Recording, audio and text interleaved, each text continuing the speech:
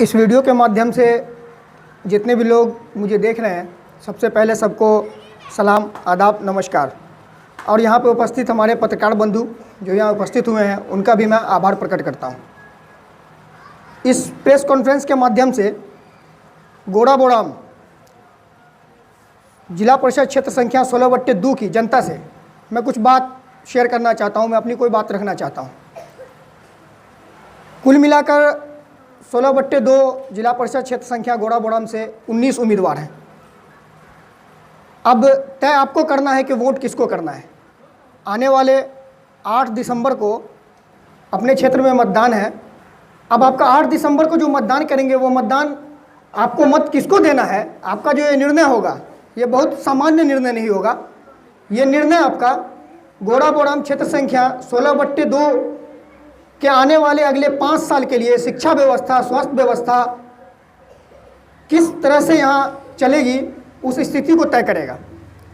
तो आपका ये जो निर्णय होगा, ये बहुत ही सोच समझ के करने वाला निर्णय होगा। इसी में बिना नाम लिए हुए, मैं नाम नहीं लेना चाहूँगा, ऐसे भी उम्मीदवार हैं जो आज से पहले तक अपने आप को ये कहते थे पूरे क्षेत्र में कि मेरे ऊपर तो बड़े बड़े मंत्रियों का हाथ है, मैं पार्टी लेवल का बड़ा नेता हूँ, मुझे हराना किसी के लिए भी संभव नहीं है, ये बिल्कुल असंभव है। लेकिन जब इस क्षेत्र में उनका खोटा सिक्का नहीं चला, जब जनता ने उनको नकार दिया, जनता ने उनको एहसास दिलाया कि आप रेस से बाहर निकल चुके हैं, तो आज कहीं कहीं सुनने मिल रहा है कि वही उम्मीदवार जब जाते हैं तो ये भी कहते हैं कि आप हमें वोट नहीं दीजिएगा, कोई बात नहीं है, आप फलां को दे दीजिए। आप हमें वोट नहीं दीजिएगा, कोई बात नहीं, आप फलां को दे दीजिए। मैं पूछना चाहता हूँ ऐसे उम्मीदवार से, भाई ये अधिकार आपको किसने दिया? आपको ये अधिकार मतदाता जो मत करेंगे उनका अधिकार है, वो किसको देंगे? आप ज़्यादा से ज़्यादा या हम ज़्यादा से ज़्यादा किसी भी मतदाता से ये रिक्वेस्ट कर सकते हैं, ये गुजारिश कर सकते हैं कि आप अपना मत मुझे दीजिए। इसका निर्णय करने वाले हम कौन होते हैं कि मुझे नहीं, उसे दे दीजिए? तो ये बात समझने की है जनता को कि ऐसे लोग ये अपनी हार मान चुके हैं, इनकी हार सुनिश्चित है, ये अपने हार से बौखलाए हुए हैं। तो कहीं धमकी देने का काम करते हैं, कहीं कार्यकर्ताओं को धमकाते हैं, क्योंकि इनके पास ना कार्यकर्ता है ना लोग हैं। तो इससे जनता को स्पष्ट रूप से समझ लेना चाहिए कि ऐसे लोग अपनी हार को स्वीकार कर चुके हैं, हार स्वीकार कर चुके हैं, हार की बौखलाहट है। क्योंकि जिनके अंदर ताकत होता है वो कभी धमकियाँ नहीं दिया करते, जिनके अंदर ताकत होता है वो गालियाँ नहीं दिया करते। और मुझे बहुत अफसोस होता है, ऐसे ऐसे लोग उम्मीदवार बने हुए हैं जिनको पता नहीं है राजनीति के ABCD के बारे में, जिनको पता नहीं है। अपने आप को दिग्गज नेता बता रहे हैं, लेकिन पता नहीं है उनको राजनीति में। उनको जान लेना चाहिए कि ना कोई अस्थायी दोस्त होता है और ना ही कोई अस्थायी दुश्मन होता है। परिस्थिति के अनुकूल सारी चीज़ें बदलती रहती है, लेकिन उनको इस चीज़ की जानकारी नहीं है। इसका मुझे बहुत अफसोस होता है कि ऐसे ऐसे लोग कैंडिडेट बन जाते हैं। तो अब तमाम लोगों से, जो 16/2 की जनता है, उन तमाम लोगों से मेरी यही गुजारिश है कि आप कैंडिडेट को देखें। कुछ कैंडिडेट ऐसे हैं जो बाहर से आ जाते हैं।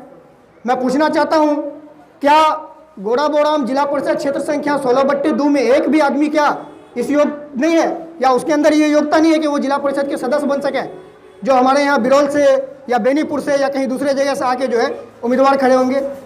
तो ऐसे उम्मीदवार को भी पहचानना है। ऐसे उम्मीदवार के साथ साथ जो उम्मीदवार अपनी हार को मान चुके हैं, जिनको आप देख रहे हैं, जो अपनी हार स्वीकार कर चुके, बौखलाए हुए हैं।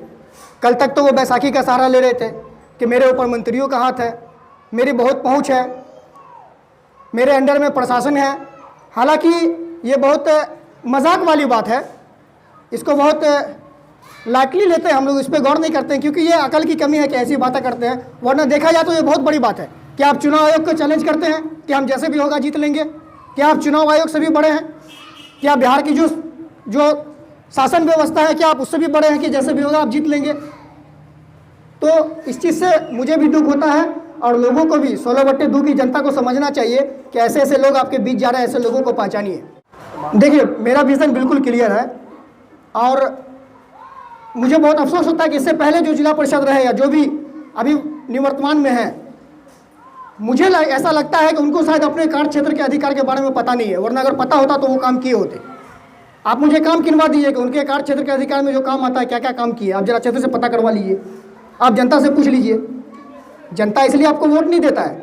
ठीक है, आप जिला परिषद है, आप राशन, आवास, इंदिरा आवास और पेंशन नहीं कर सकते हैं, लेकिन आपके अंदर बहुत सारी योजनाएं हैं। आपके कार्य क्षेत्र के अधिकार में युवाओं के लिए, बेरोजगार युवाओं के लिए बहुत सारे ट्रेनिंग की व्यवस्था है, लोन की व्यवस्था है।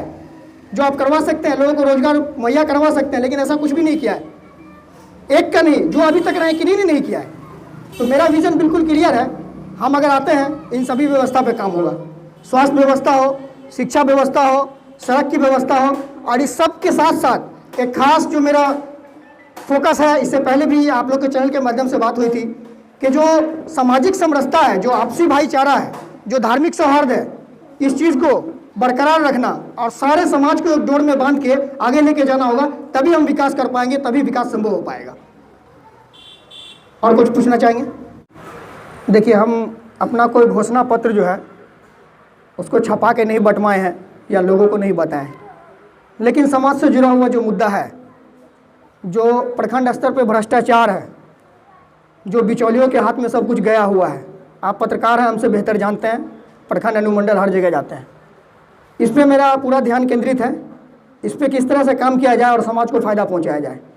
रही बात बहुत सारे मुद्दों की, चाहे वो इंदिरा आवास में गड़बड़ी हो, वृद्धा पेंशन योजना में हो, जिस तरह से और भी कई हमारे साथी हैं जो जिला परिषद के चुनाव लड़ रहे हैं, हम लोग का एक मानना है, विचारना है कि हम लोग अगर जीत के जाते हैं तो अपने कैबिनेट में जो ये 400 रुपये वृद्धा पेंशन की बात है, वो कहीं से भी उचित नहीं है, उसको कम से कम 1000 रुपये किया जाए। इसका प्रस्ताव हम लोग अपने जिला परिषद की जो कमेटी है, जो वहाँ से मीटिंग होगी, उसमें हम लोग वहाँ से पारित करके बिहार सरकार को भेजेंगे कि इस पर गौर किया जाए। फिर आगे काम कितना होता है ये तो सरकार चाहेगी, लेकिन जो जहाँ तक मेरा प्रश्न है, मेरी तरफ से हर संभव प्रयास किया जाएगा।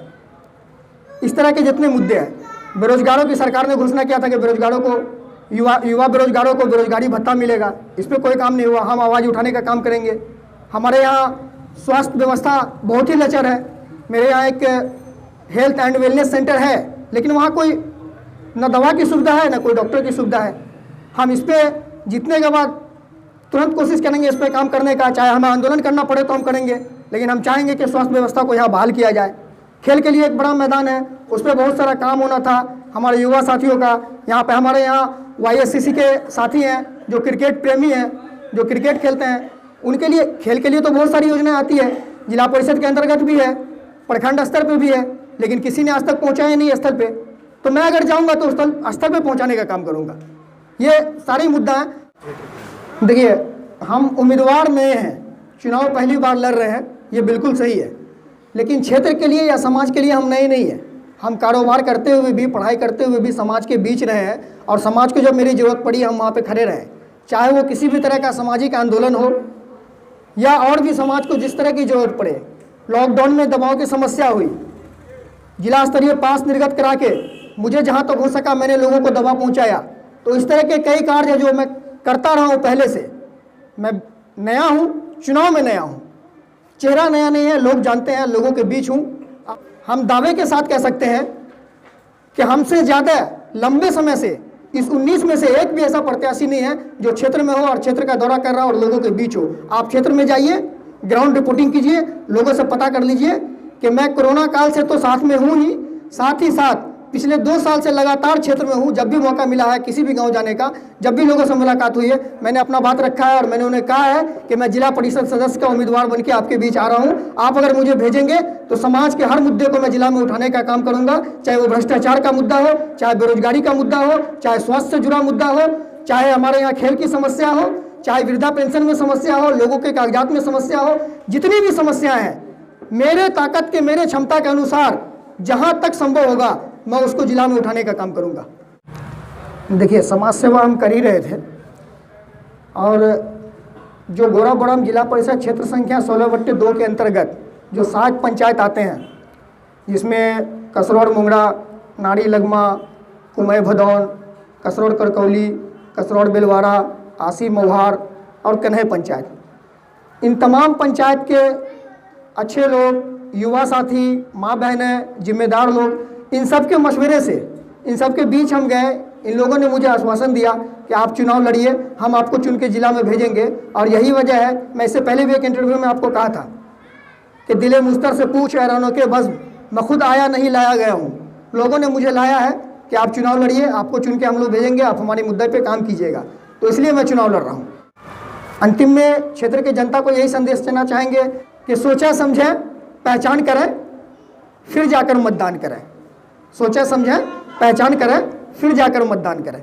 मेरा चुनाव चिन्ह है प्रेशर कुकर छाप, जो ईवीएम में क्रमांक संख्या 6 पे है। तो आप तमाम लोगों से मैं रिक्वेस्ट करता हूं, आप तमाम लोगों से मैं गुजारिश करता हूं कि ईवीएम के क्रमांक संख्या 6 पे प्रेशर कुकर छाप पे बटन दबाकर भारी मतों से विजयी बनाएं और हमको जिला में भेजें, ताकि हम अपने समाज से जुड़ी हुई जितने भी मुद्दे उसको मजबूती से उठा पाए। धन्यवाद।